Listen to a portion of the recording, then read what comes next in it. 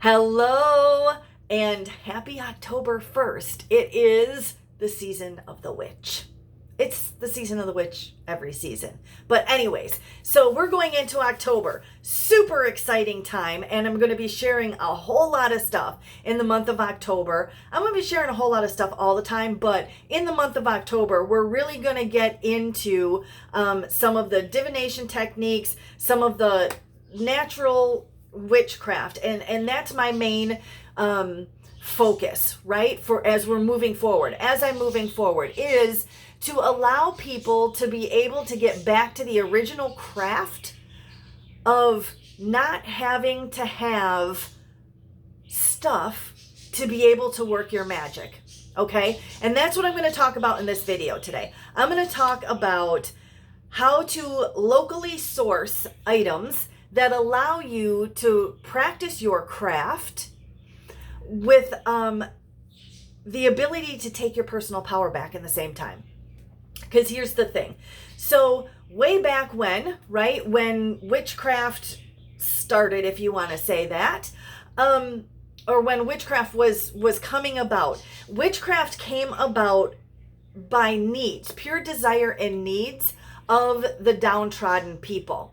Okay, so it wasn't the queens that were, doing witchcraft. It wasn't the wealthy that were performing witchcraft and spells. It was the downtrodden people. It was the poor people. It was the people that had only what their surroundings offered to them to be able to use. Okay, so that's where it originally came from. Okay, well, not came from, but that's originally how it was practiced. Let's put it that way. They didn't have special tools. They didn't have the ability to get special ingredients to their spell recipes, right? Because it would take months to get, or even longer than that, to get ingredients from anywhere other than what's directly around them. So that's what was used. Now, here's the thing. Witchcraft and witches, those that consider themselves witches, are becoming mainstream.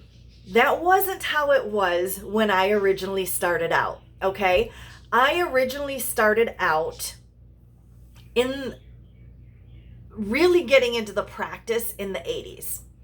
And yeah, I know, right? That was like yesterday to me. But anyways, in the early 80s, and then in the mid 80s is where I really started, because that was my teen years. The mid 80s, about 14, was when I really started diving in and going, you know what? I want to learn all that I can. This is information that I just know that I'm connected to, and I need to know. Okay. At that time, there were no computers. Believe it or not, there were no computers. There was no internet, obviously, because there was no computers, but there was nothing there other than the ability to connect with other people that knew the information. Even in the library, there was only probably a handful of books in the library that could be checked out that you could, go through and look at.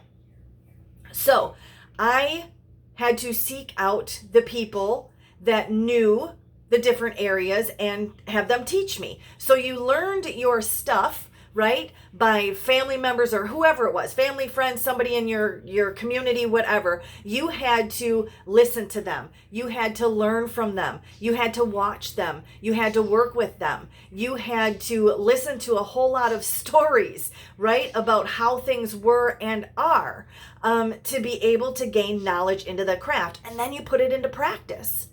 It wasn't, okay, I'm going to Google search, the spell for manifesting money. And you've got, 446 different ones to choose from. That's not how it was then. You had to go through certain steps to be able to connect with your surrounding items and area things, right? To be able to work your craft. So now we are mainstream and we have the internet. So what happens? We have the ability, again, to Google search anything that we want. We have the ability to connect with each other on opposite sides of the world. We have the ability to, to create a community for ourselves, or to become part of a community for ourselves that is amazing. But the other thing is that it has taken away the focus of witchcraft, and it's put it into this grand thing, which is phenomenal.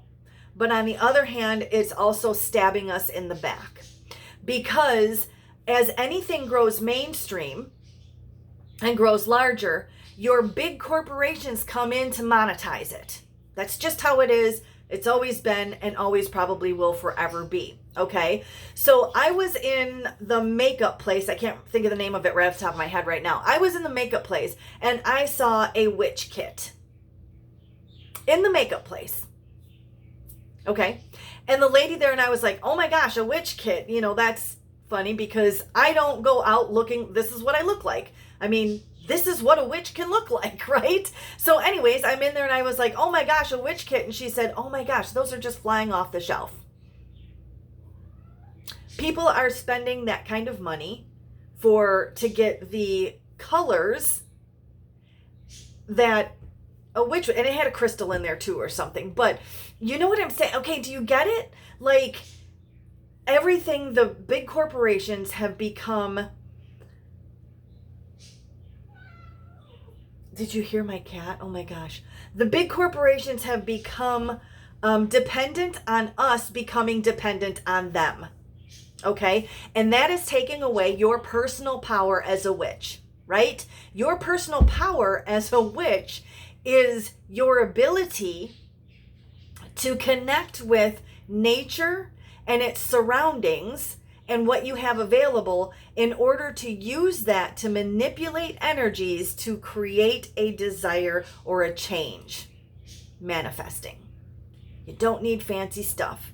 You don't need fancy tools. You don't have to spend hundreds and, even any dollars if you don't want to be able to practice the craft. Okay?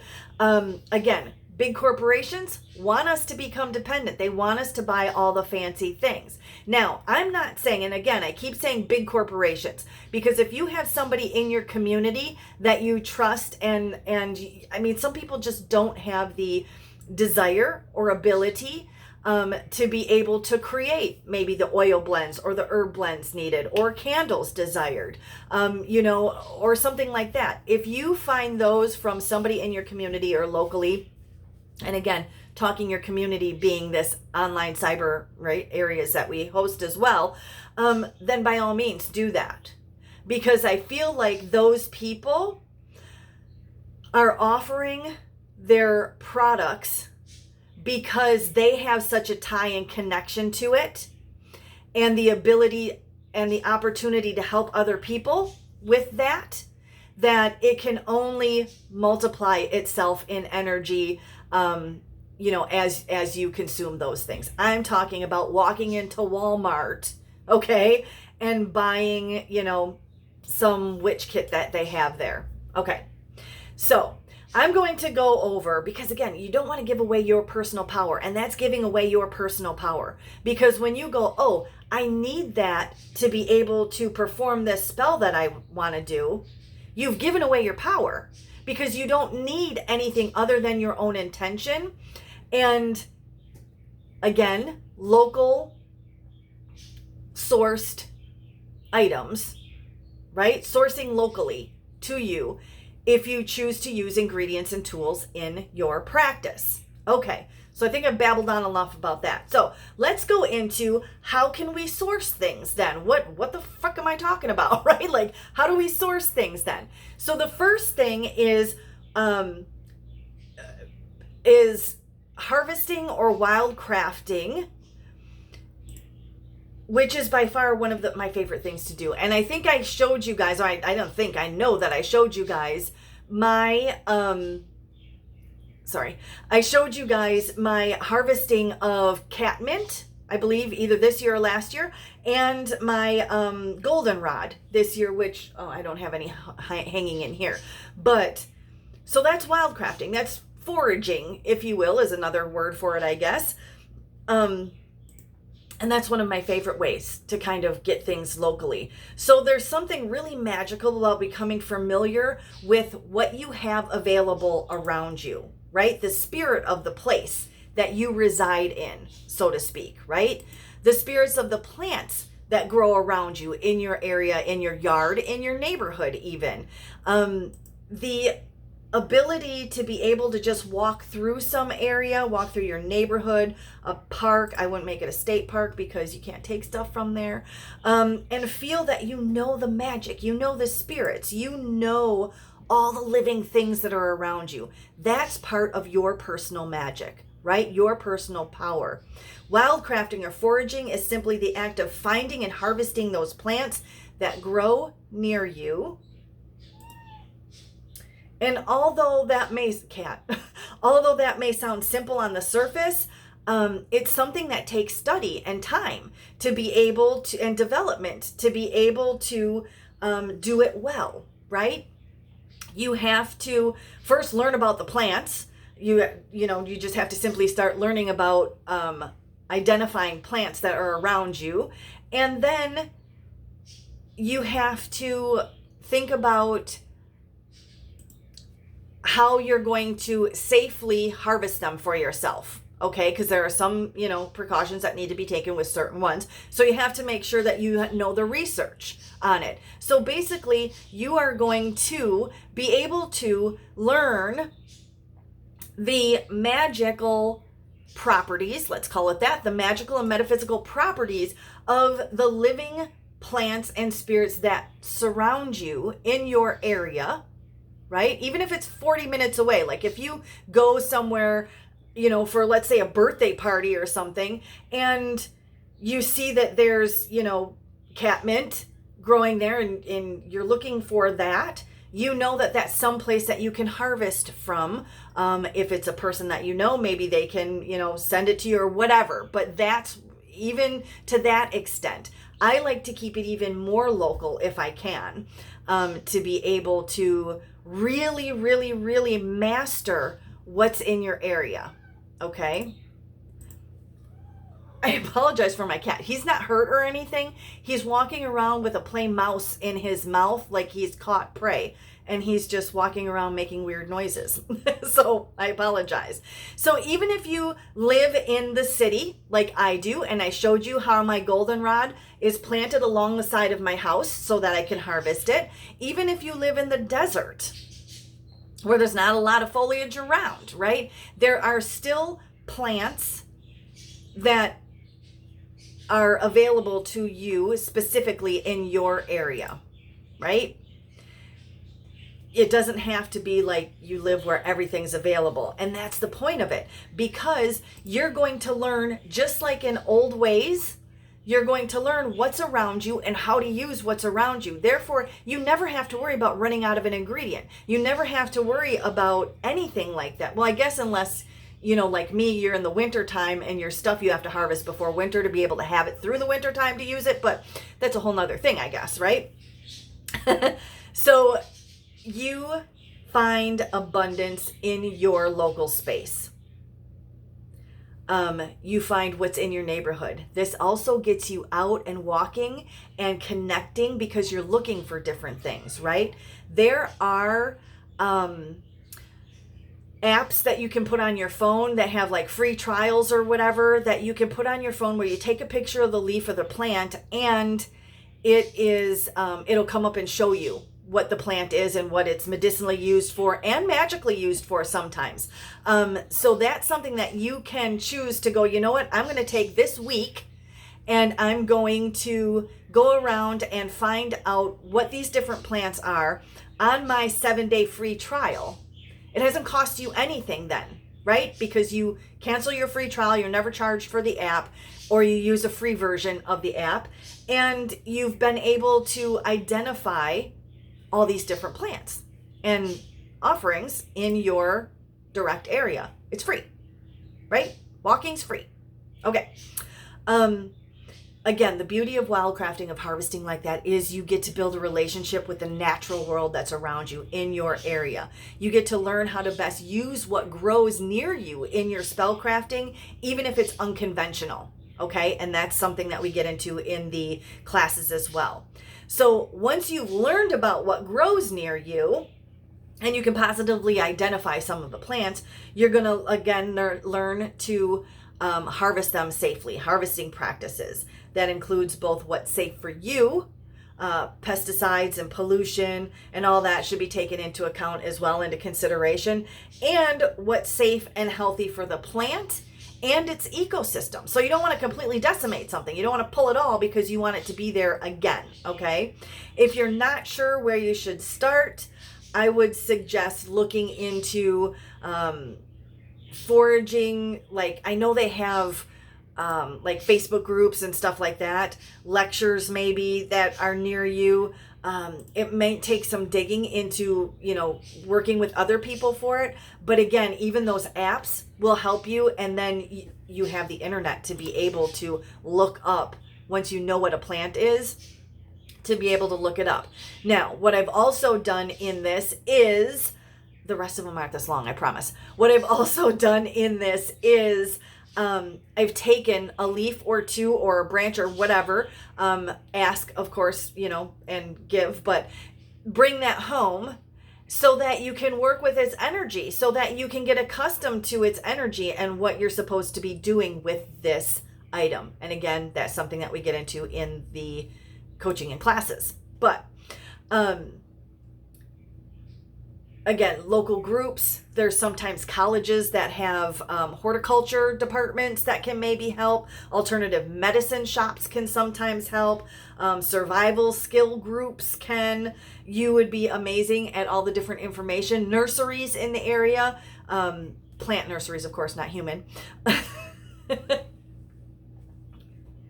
that would be able to give you information about the surrounding plants available and proper ways and, kind of that thing. So that's one of the ways. The second way that you can, of course, get things into your own magical arsenal is by gardening. For those people that don't feel comfortable with going out and picking things, right? You don't have to worry about whether or not you've identified it right, because you're growing it yourself, either from seed or from sprout that you've gotten from someone else, okay, or somewhere else, okay. So you have plants growing nearby. Growing your own plants is ideal. You're not going to be able to grow everything, of course, but you can expand your herbal arsenal quite a bit by growing your own plants, both in your garden and indoors, right? Pots on windowsills. Especially herb gardens, I think you can put on windowsills, and they can be, kind of a little finicky, and it depends on how much of a green thumb that you have, because I really don't have a green thumb, but my mother does. So she grows a lot of potted plants and herbs, and I forage from her. So if you have somebody, a friend like that is like that, then by all means, that's part of it as well, because it's local and it's going to be used in a advantageous way for yourself, okay? There are a lot of people like me, I think, that are totally and completely incapable of keeping plants alive. So again, don't feel bad if you struggle with that, because I'm the same way, but you can, maybe get in with somebody to be able to exchange out things. So if you're going to start to grow your own plants and you don't have a whole lot of experience, choose plants that, of course, well suited for growing in your particular area and are really hard to kill, even though I've killed a cactus. But rosemary is a really good favorite of mine. It takes quite a bit to kill off that plant, okay? And it has so many different uses, both in the craft and in the kitchen, right? So mint is, I'm going to tell you what, the catmint that grows in my area is damn near indestructible. I mean, you can do, unless you want to wage war against it and rip it all out and everything, it's going to continue to grow. It's just crazy. Goldenrod is the same way in my area, okay? Other easy plants can be aloe, thyme, lemon balm, sage, lavender sage, lemon verbanda. There's a whole bunch of different ones that are really hardy. So that may be something that you want to check with in your local area, your growers, your, nurseries, whatever it is, to be able to see which ones are very hardy plants that you would be able to hopefully keep alive, right? Okay. The next one we're going to talk about is stones and bones. And the truth is that crystals were never a traditional thing in witchcraft in any way, shape, or form. How would somebody, and I keep going back to this all the time, but I want you guys to get into that mindset of how would somebody in the 1500s or the 1600s have gotten their hands on pretty rocks like those, right? They wouldn't. That doesn't mean that they didn't use stones at all, right? They would have simply used what they could find, like hag stones or river stones. They wouldn't find pretty polished crystals around. And if they did and were able to, they probably weren't able to afford them unless they found them. And we all know what the raw crystals look like compared to the pretty ones, right? So they're going to use things that were found in streams and other moving water, for example. Those are going to be more energetically active than a crystal, okay, from your area. So again, I live right off of Lake Michigan. We have the beach there that has stones on it. We have Pikes Creek that goes into it like a block and a half away from me that has different stones and stuff on the bottom of it. So that to me, in my personal witchcraft working, that to me has become more valuable than the pretty, crystals that I use in my grids and things like that. Not to say that these aren't good to have. Again, I'm saying you don't have to have them to be able to take your personal power back and to be a very, very powerful manifester or witch. Okay? It's so crazy. He's still walking around with that. So learn about the different rocks that you can find near you and find ways to use that. Okay? It used to be very easy to find flint stones. Not the, like Barney Rubble, but the flint stones. Okay. Though it's obvious that it's going to be what's in your area, right? Flint is aligned with fire, which gives some interesting magical properties as well to it if you're using flint stone. Limestone is made of skeleton fragments, right, of marine animals that would still carry much of that watery, like ocean kind of energy to it. Bones are another thing that we often find ourselves purchasing, but with a little luck and some good, kind of shoe wear and stuff, it's usually possible to find bones for those that use them out in nature. And if you live in an urban area where it's just simply unlikely, you can take advantage of resources that you have. Camping trips coming up, walks through forest and hikes. If you have a friend that lives maybe on a farm, and I'm not saying you're going to get like a whole cow bone, but you know what I'm talking about. For those people that use bones and use them in the craft, you should be able to pick some things up just out in nature. And then you will, of course, have to learn how to remove the flesh and cleanse them and things. If, say, you find a bird or a bat that is deceased on the ground and you want to harvest those bones, you will have to research how to do that. I'm not going to go into that here. Okay. So one of the next things is crafting your own tools rather than purchasing fancy ritual tools. Okay. Again, if you want to, you can, but you don't have to. This comes in so many different forms, from carving your own wands and talismans to repainting thrifted statues of, saints or whatever to represent, or angels to represent your gods, to sewing your own altar cloths and clothes. What skills do you have that you could put into the tools that you want to use in your craft, in your witchcraft, right? What's something maybe that you always wanted to learn that you could start learning? If it's crocheting, or something like that, sewing, whatever it might be. But now is the chance, or this is a chance for you to be able to do that. Making your own tools has the benefit of, again, reclaiming your personal power, but it also connects you much more deeply with the tools that you're using within your craft. And that is going to skyrocket, absolutely skyrocket your effects on your magic that you get from your spells, right? Because you've invested that much, there's that much more energy into it, right?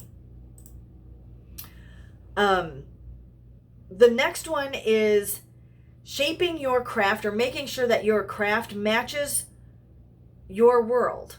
So if you find out that you're like racking your brain, trying to source some product or a particular item locally and you can't figure it out, you may just need to drop the thing from your craft entirely. So, right? Like every witch's craft is a unique thing to you. There's no right way, there's only your way to do it. So your way of witchcraft is going to look different from my way of witchcraft. Even if we're learning the same things, even if you're taking information that I'm teaching in one of my classes, you're going to find a way that fits for you the best. And that may be just a little tweak off from the way that I present it.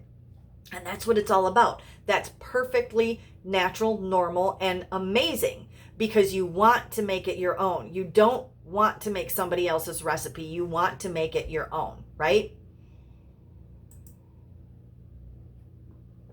Sorry. So we're all going to have different crafts.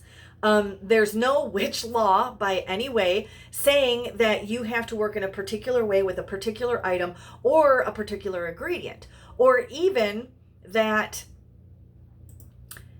the ingredient, let's say rosemary, for example, it means this, this, and this to me. I use rosemary on 3 separate occasions or for 3 different purposes in my craft, okay? But those purposes for you, if you're using rosemary in your craft, you may have only one purpose for it. You may have 5 purposes for it. The 3 that I have for using rosemary may be very different from the ones that you have, because your connection and your relationship with rosemary is built on your own personal intuition. And I can't tell you what that is, right? I can tell you the energy that the plant has known to have and what I use it for and what I feel grateful for it, right? What I use when I use it. But that's going to be completely different, or maybe completely different from what you're using it for. So just because a recipe says rosemary's in there for protection, that doesn't mean that rosemary means protection for each witch. So therefore, each witch has to decide whether or not to put in that rosemary because somebody told them to, whether to keep it out because to rosemary to you doesn't mean protection, and whether to put something in its place that really resonates with you for protection. Okay? That's what it's all about. Okay. So just don't bother with it. If you can't figure it out in your local area, just don't bother with it. Your craft can and should reflect who you are and the place where you live, rather than trying to make your craft into something that is unnatural or not to your location or to your own personal belief system, right? You can allow it to take form and be shaped by what you have around you. That's what it's all about, what you have available to you. So this can make it sometimes difficult to use spells, like I said, found in books and online. And I totally get that. I totally understand that. And for a lot of witches, coloring outside the lines like that can be scary, right? Because you're not sure. But it's also very empowering, because this is you learning what your personal power is. Learning to write your own spells, even as a beginner, gives you an amazing amount of control over your craft and your magic and your personal power. It helps you learn and internalize the theory of how magic works, and it gives you the ability to experiment and find out what really works for you personally as an individual, as your own personal witch. So the next one is trading, bartering, thrifting.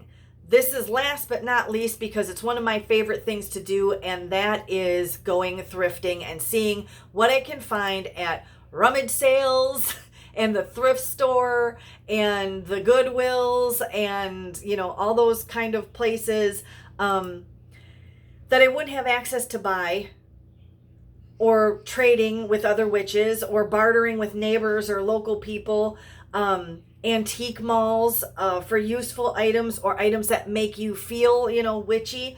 There may be, $1 dresses that you find that you think would make an amazing altar cloth, right? Do you ever think like that way? Like, that's a magical mindset. That's what we're getting to thinking about, is about looking at things through mystical eyes, not looking at something as what it is told by somebody else for you to perceive it as, right? It's about finding what's around you. It's about looking through mystical eyes and going, that is a beautiful shirt. That is a beautiful dress. And I am going to take that and I am going to use it as my altar cloth because I love it that much, because it resonates with me that much. So that is something you can do. And I love doing that. If you have people that you're able to trade with or barter with, again, if they maybe have garden space and, that you can plant some herbs in or something for a season to be able to get those.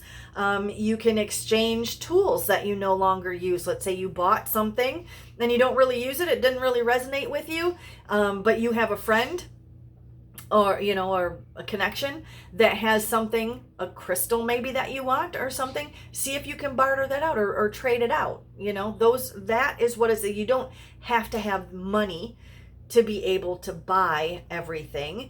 There are different ways about coming into even your things that you use every day. My herb box right here, this one, it took me about 4 years before I stumbled across one that I was willing to buy. I found this in an antique shop. Yeah, I found it in an antique shop for $6. It is beautiful wood and ceramic little drawers that come out with the painted from, I can't remember what country, but it was from somebody's estate, right? Estate sales, another amazing place to get stuff for inexpensive that you can add into your arsenal. Now, I can tell you that everybody, I think at one point or another, every witch loves to just buy the mystical, magical, great, like, oh my gosh, I love this stars and moon and, kind of thing. That's wonderful. I am talking to the people that do not have the available funds, do not have the desire to be that commercial about their craft. That's all I'm saying. Okay? Because you can see, like, I got stuff. I bought stuff, right? I love it. But this is stuff that I've gained over 30 plus years. Oh my gosh, 30 plus years. But I'm very, very thrifty about the way that I've received my things. So a lot of my things are gifts. Some of the things are bartered in trade.